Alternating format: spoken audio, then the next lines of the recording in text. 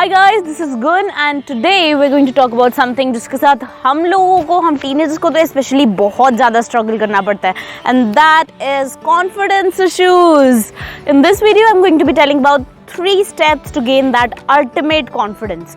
But before we start off, please like the video, subscribe button पे अभी के अभी click करो, click on the notification bell icon, and also if you like the video, please share it with all your friends and other teens or people who you think might have confidence issues and might get some benefit from this video. So let's go. Number 1, the number 1 step to get that ultimate confidence on stage, on life, in your decisions, in your posture. That number 1 step is just do it. कई बार हम चीज़ें करने से इसलिए डरते हैं, decisions लेने से इसलिए डरते हैं ये सोच सोच के कि क्या होगा क्या होगा क्या होगा, पर जो होना है उसने तो होना ही है. उसमें हम क्या कर सकते हैं? हम कुछ नहीं कर सकते. हम सिर्फ उस एक्शन को कर सकते हैं. हाँ, एक्शन करके अगर सक्सेस मिली, बहुत अच्छा, नहीं मिला तो एटीट्यूड तो दिखा ही सकते हो कि हमने कम से कम ट्राई तो किया ही था. बिकॉज यू नो व्हाट, जब तक पूल में कूदोगे नहीं, if you want to learn swimming and until or unless you jump in the pool, आप स्विमिंग को सीख ही नहीं सकते. एक बार तो उस एक्शन को करना ही पड़ेगा. If you want to be confident in delivering a speech but you never get on the stage, तो कैसे होगा काम? You want to be confident, get on the stage first. Just do it. Number 2, अब stage पे तो चढ़ गए, pool में उतर गए, डिसीजन ले लिया, पर उस डिसीजन को इम्प्लीमेंट कैसे करना है? स्टेज पे खड़े होकर ऐसे चुप ही थोड़ी रहना है, कुछ बोलना भी तो है ना वहाँ जाके. So for that the number 2 and the most important step for gaining confidence, mind you, is research and practice. R&P, science में R&D पढ़ते हैं ना, कॉन्फिडेंस की साइंस में इट्स रिसर्च एंड प्रैक्टिस. एक सीक्रेट ट्रिक बताती हूँ. I have been doing debates, declamations and participating in public forums since I was in grade 2, and I think वो कहीं ना कहीं विजिबल भी होता होगा.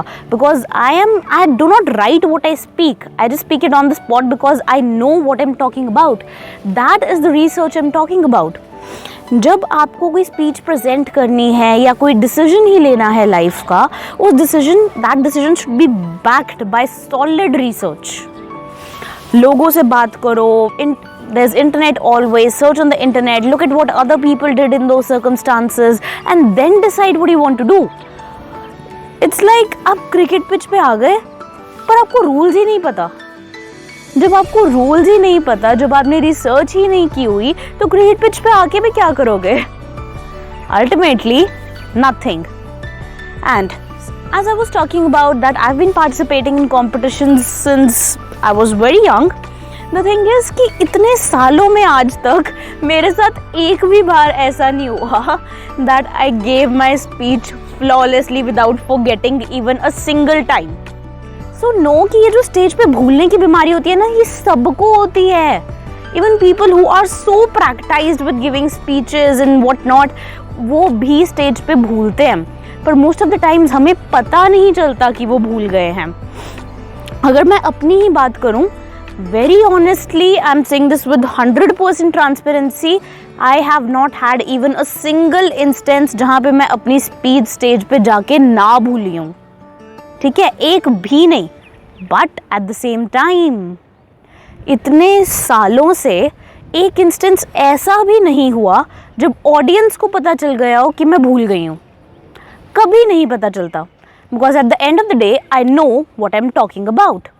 क्रिकेट की पिच पे जब आप आ रहे हो, अगर आपको रूल्स पता हैं, आपने उन रूल्स पे रिसर्च की है, उस रिसर्च पे प्रैक्टिस की है, then there is nothing to be shy about. Same way, आप जो स्पीच देने जा रहे हो, अगर आपको पता है कि वो स्पीच किस बारे में है, आप जो बोल रहे हो उसका मतलब क्या है, फिर अगर आप बीच में भूल भी गए, you will be able to make something up. आप अपनी तरफ से बना के कुछ भी बोल दोगे because ultimately you know what you are talking about. That was my second tip, practice and research. And the third tip, which is ultimately life's biggest secret these days, at least that is what I think, and that is I don't care.